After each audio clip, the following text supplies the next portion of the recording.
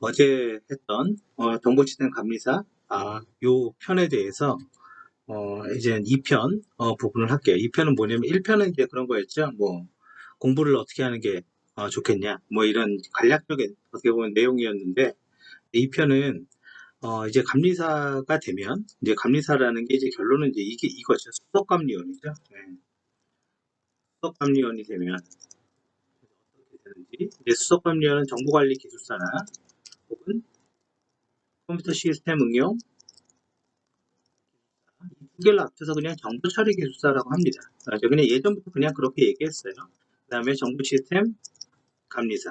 이 두 가지 분류, 기술사나 감리사만 수석감리원이 될 수가 있어요. 그래서 감리는 뭐 기본적으로 이제 감리 회사에 입사를 해서 이렇게 하는 건데, 일단 중요한 건 법적으로 의무감리 제도라는 게 있습니다.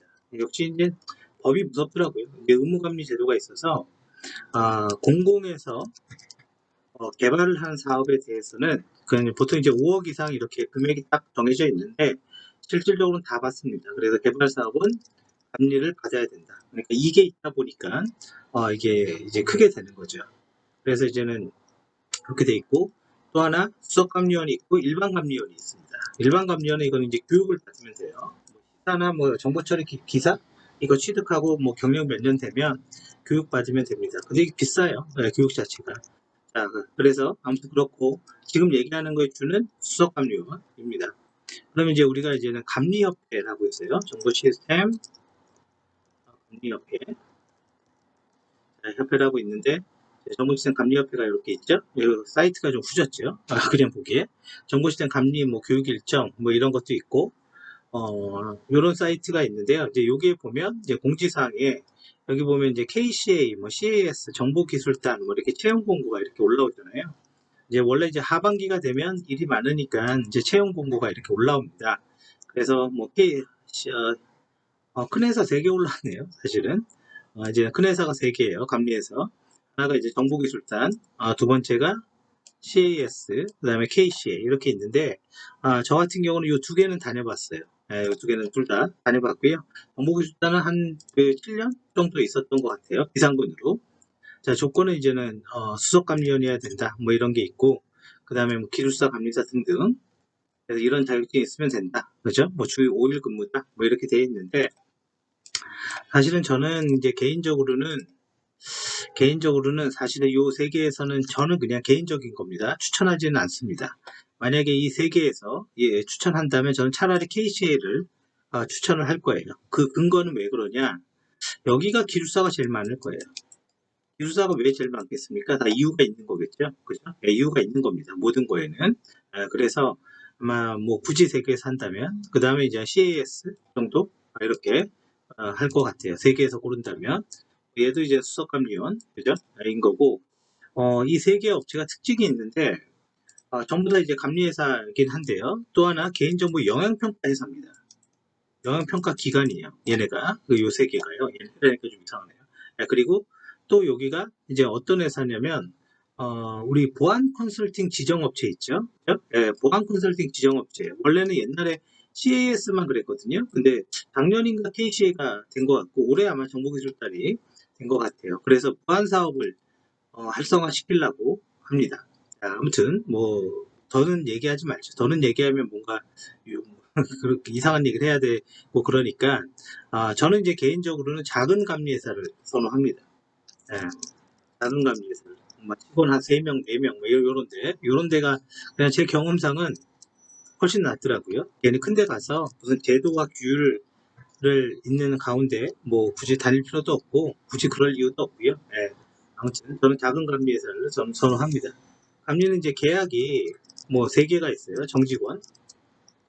그러면 이제는 제가 알기로, 이건 제가 들은 얘기니까, PCA 같은 경우는 연봉을 주고 매년 이렇게 월급을 조금이라도 올려주는 형태. 근데 맥스는 있습니다. 그래서 연봉으로 보면 5,500에서 많이 받는 사람이 6,500 정도 되는 것 같아요. 그죠? 요 정도 사이에 되고, 그다음에 2주 보장이 있어요. 근데 2주 보장도 2개가 있습니다. 뭐 1년 보장. 1년 보장이라는 건 뭐냐면 1년 내에 2주를 하겠다. 근데 월 단위. 저는 이제 이겁니다. 사실 한 달 안에 일을 못 시키면 2주의 일을 못 시키면 무조건 2주 월급이 나오는 거죠. 2주 월급이 나오는 거고 뭐 비용은 업체별로 약간 다르지만 기본적으로 똑같아요. 하루에 25만 원에서 30만 원. 그러면 이제 총괄이면 30만 원을 받겠죠. 뭐 여기서 뭐 35만 원 하는 데도 일부 있습니다. 작은 데서는 있어요. 자, 그런데 제 생각에는 뭐 그냥 괜찮습니다. 예, 이렇게 해도. 예, 왜냐면 일을 안 해도 상반기에는 일이 없어도 급여가 나오니까요. 예, 급여가 나오니까 뭐 괜찮고, 그리고 완전 비상근이 있어요. 완전 비상근은 일을 할 때만 돈을 주겠죠, 당연히. 그죠? 이거는 이제 4대 보험이 안 들어가는 거고, 여기까지가 이제 4대 보험이 들어가는 겁니다. 예, 그래서 세 가지 형태의 계약이 있고요. 그래서 보통 이제 감리하는 사람들이 얘기하는 게 있습니다. 감리만으로는 먹고 살기 어렵다. 이제 그 말은 사실은 이 말도 많이 하죠. ISMSP 심사를 할 때 ISMSP 심사만 전문적으로 하시는 분들이 있는데 그분들한테 물어보면 ISMSP로 먹고 살 수 있습니까? 그러면 ISMSP만 심사만으로는 못 먹고 살아요. 다 똑같은 얘기입니다. 근데 이제 먹고 산다라는 기준이 사람마다 좀 다르긴 하겠지만 4인 가족 아마 요 기준일 거예요. 4인 가족이 먹고 사는 형태를 얘기하는 걸 거고요. 그리고 이제 오늘은 ISMSP를 얘기하는 게 아니니까. 그래서 자, 결과적으로 보면 이제 감리회사가 제일 좋아하는 직원이 있습니다. 그 직원은 뭐냐? 첫 번째, 대기업보다요. 공공기관에 있다가 나오신 분.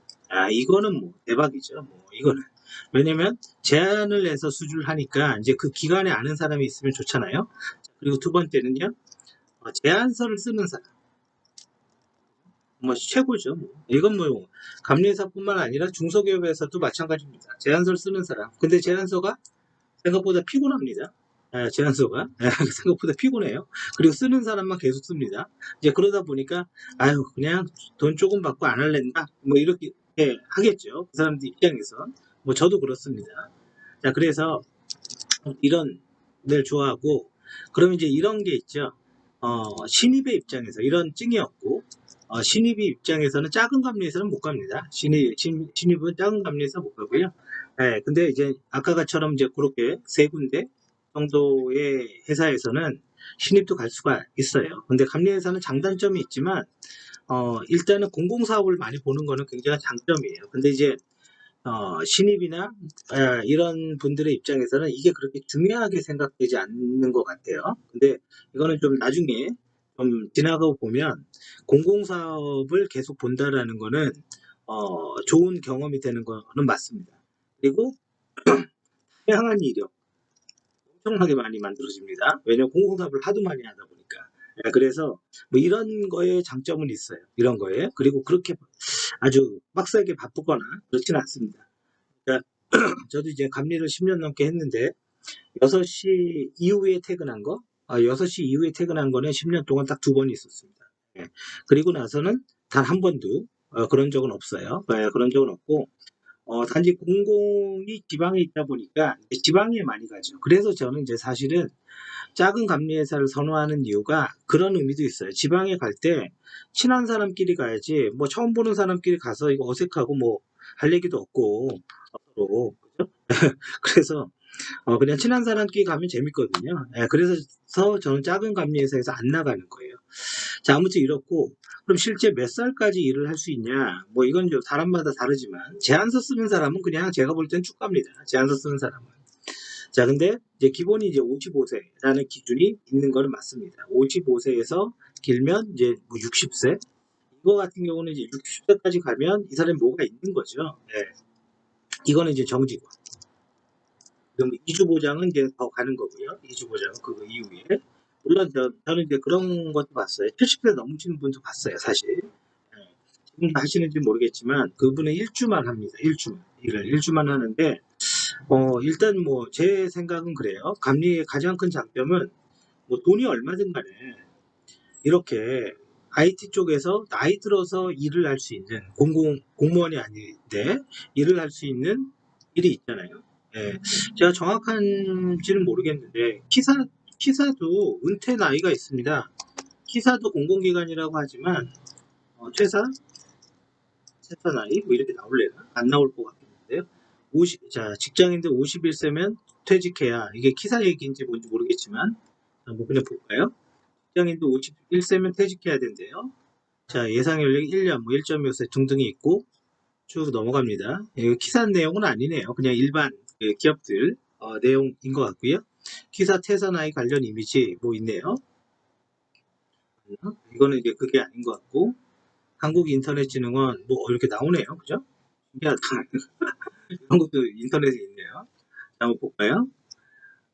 인터넷진흥원 퇴사자 현황 2000 뭐 아주 옛날 거네요. 그쵸? 옛날 거긴 한데 2014년도 기준으로 지금 치매 대응서부터 지금 이게 어떻게 되면 63%가 퇴사했다라는 건가? 지금 13%? 그러면 지금 전체 이쪽에서 11명이 퇴사했고 전체 인원 중에 28%, 그 다음에 18%, 51% 맞나요? 제가 읽은 게? 만약 이게 맞다면 여기는 안 좋은 회사예요. 회사자는요, 좋은 회사는 1%도 안 나옵니다. 1%도. 근데 공공인데 지금 정보보호 인력이 309명으로 전체 63%를 나타냈다. 무슨 말이겠습니까? 이건 안 좋은 거예요. 이건 볼 것도 없습니다. 이거는 제 경험상 좋은 회사는 퇴사자가 절대로 저렇게 많을 수가 없습니다. 그리고 이건 공무원이 아니잖아요. 공무원이 아니고 공공기관인 것 뿐인 거지. 은퇴 나이가 있을 거예요. 근데 우리가 은퇴 나이를 보려고 했는데 뭐 기사 은퇴 나이 뭐 이렇게 나오진 않겠죠. 이렇게 나오진 않겠지만 자 결과적으로 보면 사실은 누가 뭐라고 해도 50세, 55세 이후에 직업을 갖는다라는 거는 굉장히 큰 거죠, 사실은. 왜냐면 다른 분야는 없지 않나요, 아예? 다른 분야는 뭐 제가 잘은 모르겠지만, 다른 분야 일을 하다가 만약에 한 50세 돼서 그만두면 그 일 못하고 다른 일 하죠, 아예. 그죠? 그래서 그래도 이제 우리는 이런 분야가 있으니까 이 수석감리원 하나만 취득하면, 물론 이제는 수석감리원 취득하는 게 쉽지 않고 또 하나 앞으로도 어떻게 될 건지는 모르는 거예요. 그래서 이거는 이제 지금 기준으로 얘기하는 거고 향후 5년 뒤에도 뭐 좋을 거냐. 그래서 뭐 이런 거 있죠. 정부 이거 한번 보여줬는데요. 정부 시스템 감리사 전망 뭐 이런 식으로. 그럼 감리사 전망은 어떻습니까? 뭐 이렇게 있고 뭐 이거는 내가 쓴 거구나. 그죠? 이거 말고요. 그죠? 내가 한 게 나오네요. 이거 제가 한번 얘기 들었는데 감리사 유망 직종. 그러니까 이 지금 감리사 유망에서 유망 직종으로 분류됐다 이런 이제 이 블로그야 뭐 뉴스글을 갖고 와서 그냥 쓴 거겠죠. 근데 이제 지금 2006년도에 쓴 건데 정부 시행 감리사가 유망 직종으로 떠오를 것으로 전망된다. 2006년도입니다. 2006년도면 14년 전 얘기인데 이 기자한테 지금 물어보고 싶어요. 지금도 그런지. 사실은 제 의견은 그래요. 유망직종이라는 건 없습니다. 보안도 그렇고 감리도 그렇고 없어요. 근데 여러 개의 유망하지 않는 직종을 다양하게 해서 유망하게 만드는 거지 유망직종은 없어요. 그럼 뭐 이런 거는 유망직종인가? 잠깐만요. 해볼까요? 한 번도 조회를 안 해봤는데 정보보안 전문가 유망직종? 유망종 그죠? 이렇게 한번 해볼게요. 2018년도 말이니까 2년이 좀 안 됐네요. 4차 산업혁명의 정보보안 전문가래요. 자, 그래서 뭐 이건 뉴스는 아닌가 보네요. 디지털의 보안이 전망이 밝다. 이거는 좀 묻고 싶어요. 누구한테 묻고 싶냐? 정보보안 전문가의 실제로 일을 하시는 분들한테 정보보안 전문가 정말 유망직종이라고 생각하는지. 그렇다고 해서 이게 나쁘다라는 말은 아닙니다. 뭐예요? 아까 얘기한 거랑 똑같아요. 어떤 분야가 유망직종은 없습니다. 유망직종은 없고 계속 노력하면서 이 사람한테만 유망하게 되는 겁니다. 노력한 사람한테만. 그런 것 뿐인 거지. 뭐 2021년 유망직종 총정리 여기에 보안이 있나요? 코로나 시대에 IT 부분의 빅데이터 전문가, 뭐 증강현실, 정보보호 전문가 여기 있군요. 이런 걸 보다 보면 이제는 나도 이제 보안 전문가가 되면 되겠다. 물론 빅데이터도 인공지능도 마찬가지예요. 제 생각에는. 그래서 여러 개를 해서 유망하게 만들면 됩니다. 그래서 그런 거는 뭐 그렇고 아무튼 이 수석감리원의 가장 큰 장점은 사실은 이겁니다. 의무감리제도. 이 법적으로 보호되는 게 있다 보니까 이게 괜찮은 거죠. 그죠? 뭐 누구는 이제 그래요. 돈이 너무 적지 않냐, 경력이나 이런 거에 비해서. 물론 그럴 수도 있어요. 뭐 근데 뭐 이런 거 있잖아요. 그러니까 이거는 갈게요. 이 대기업을 다녔어요. 이 대기업을 다니다가 감리회사에 왔어. 이런 분들이 하는 얘기가 뭐 다 그런 건 아니지만 이제 그런 얘기를 합니다. 아, 여기는 체계가 잡혀 있지 않다. 여기는 뭐가 안 된다. 여기는 뭐가 이렇다. 급여가 적다. 그러면 그 대기업을 다녀야죠. 그죠? 그게 못 다니니까 나온 거잖아요. 예, 그거를 정확하게 인정을 해야 돼요. 예, 정확하게 인정을 해야 되고요. 예, 그못 다니니까 나오는 거예요. 그럼 그 체계에 있고 좋은 그 대기업 어딘지 모르겠지만 거기 다니시면 되죠. 물론 암리회사가 뭐 급여가 많다라는 건 아니지만 뭐 저는 사실은 50세 넘어서 이렇게 일할 수 있는 이런 게 있다라는 것 자체로 땡큐고 그거보다 더 땡큐인 거는 공공사업을 꾸준히 볼 수 있다.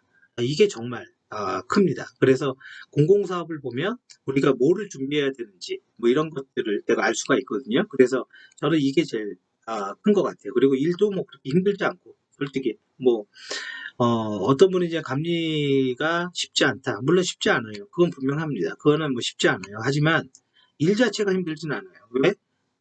6시 되면 가잖아요. 누가 뭐라 그래도. 진짜 바쁘면 그렇게 못하죠. 예, 그렇게 못하죠. 예, 일이 쉽다라는 건 아니지만 감리는 무조건 6시 되면 퇴근합니다. 예, 그게 이제 장점인 거죠, 사실. 감사한 거죠. 예, 일반 SI 해봐요. 어떻게 되나. 그죠? 예, 끝나죠, SI는. 자, 아무튼 여기까지 해서 간단하게 설명을 했습니다.